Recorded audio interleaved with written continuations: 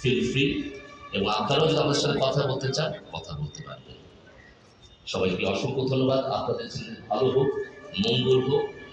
আবারও বলছি, ভয় পাবেন না, এই রেজাল্ট কিছুই না, সামনে অনেক দিন পড়ে আছে, অবশ্যই ভালো হবে। ধন্যবাদ।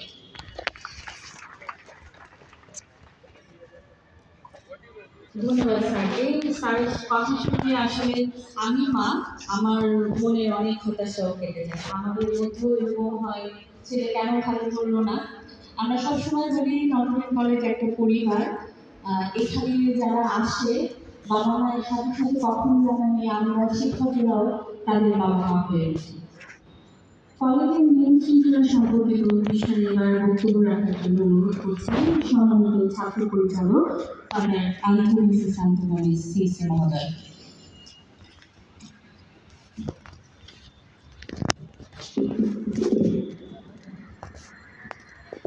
ধন্যবাদ। সম্মানিত অধ্যক্ষ, শিক্ষকবৃন্দ, অভিভাবকবৃন্দ, স্নেহের ছাত্র।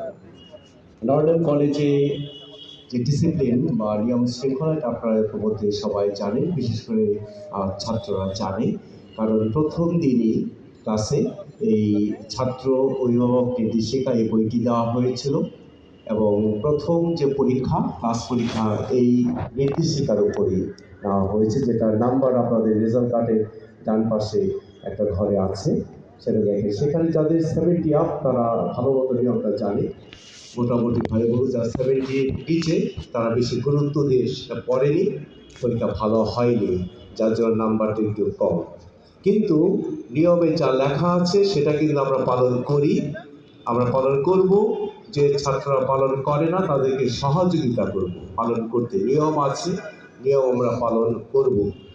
আর 100% হয়তো করতে পারবো না, আমরা ভুল করে শিখি, কিন্তু ভুল পথে আমরা যেন না যাই।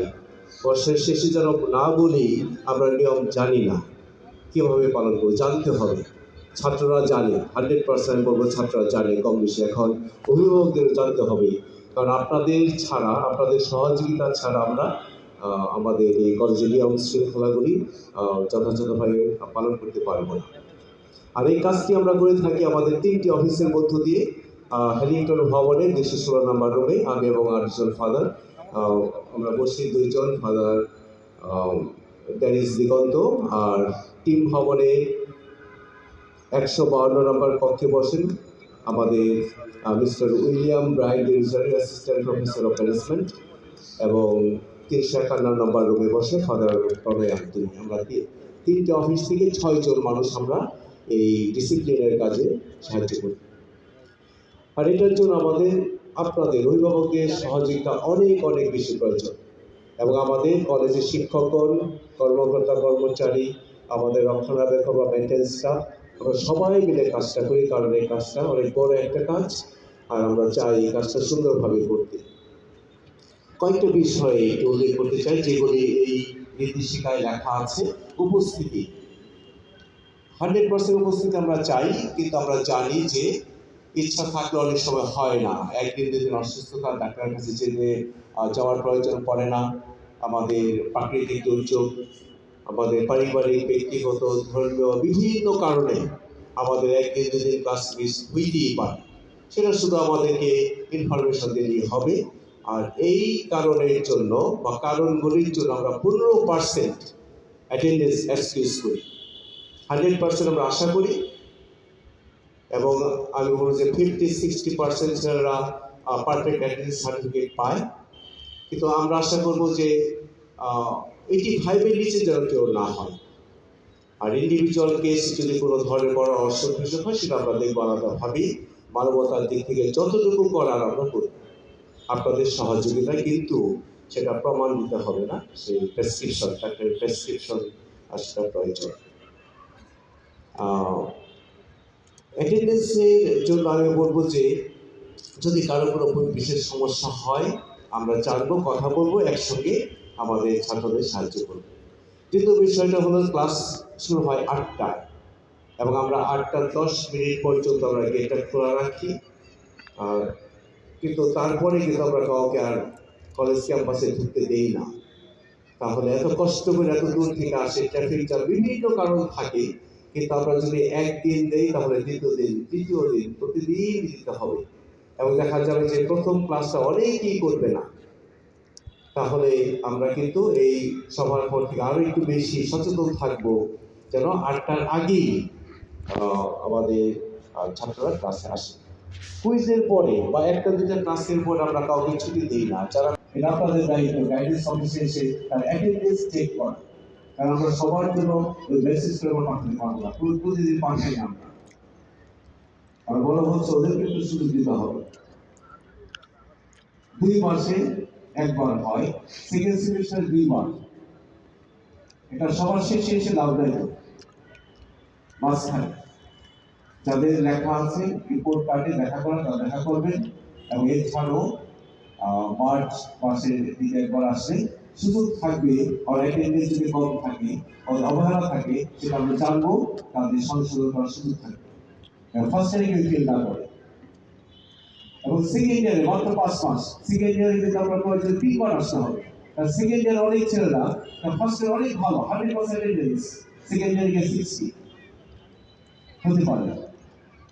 সেটা যেন না হয় সেই সহযোগিতা আপনারা করবেন, যেন শেষে এসে আমরা যেন কেউ বিপদে না পড়ি, কোনো ছাত্র যেন পিছিয়ে না পড়ে, সবাই এগিয়ে যাবে, সেই সুযোগটুকু আমরা আপনাদের কাছ থেকে চাই এবং সময় দিতে চাই।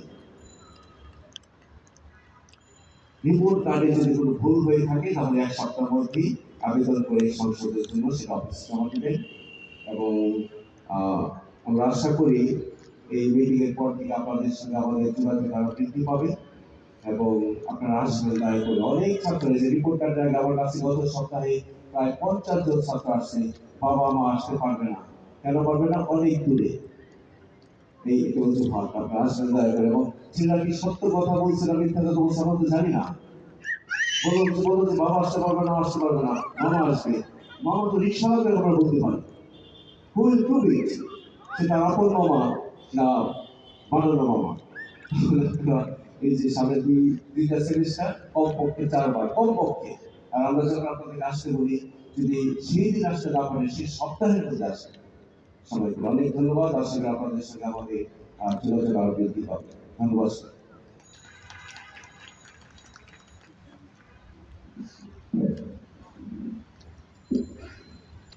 ধন্যবাদ সবাইকে।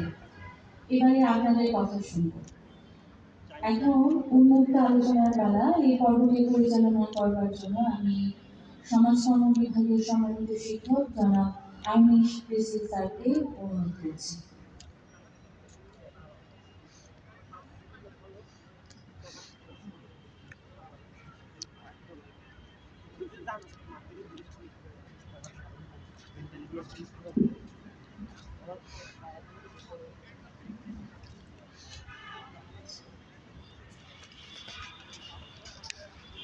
উপস্থিত সবাইকে শুভেচ্ছা জানিয়ে আজকে উন্মুক্ত আলোচনার পর্বটি শুরু করছি। আজকে আপনারা যারা উপস্থিত আছেন, আপনাদের সন্তানের ভবিষ্যৎ বিনির্মাণের জন্য যারা গঠনমূলক পরামর্শ, দিক নির্দেশনা, মতামত দিতে চান, আপনারা মঞ্চে এসে কথা বলতে পারেন, অথবা আপনাদের হাতে কাগজ পৌঁছে দেওয়া হবে, ওই কাগজে আপনাদের মতামত বা প্রশ্ন লিখে এখানে পাঠিয়ে দিতে পারবেন। আমাদের অনেকে আমরা সুযোগ দিতে চাই, এর জন্যে যারা কথা বলবেন তারা নিজের নাম, সন্তানের নাম, পরিচয় দিয়ে খুব সংক্ষিপ্তভাবে উপস্থাপন করবেন এবং মূল বক্তব্য পেশ করবেন। আপনারা যারা আসলে এখানে আসতে পারেন।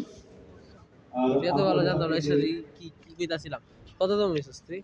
তম কততম? হ্যাঁ 500 ভিতরে না তুই?